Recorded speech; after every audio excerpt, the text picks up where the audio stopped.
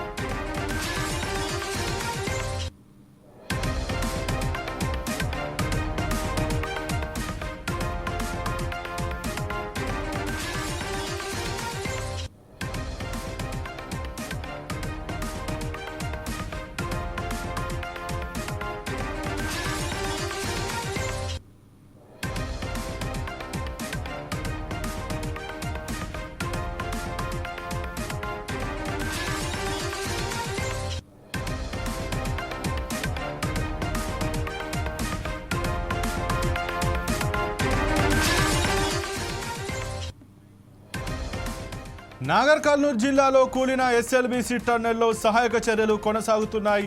సొరంగంలో గల్లంతైన వారిని గుర్తించడంలో పురోగతి లభించింది.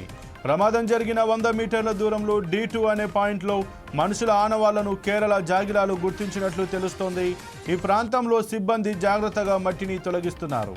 గల్లంతైన వారిలో కొందరిని ఇవాళ సాయంత్రానికి గుర్తించే అవకాశం ఉంది.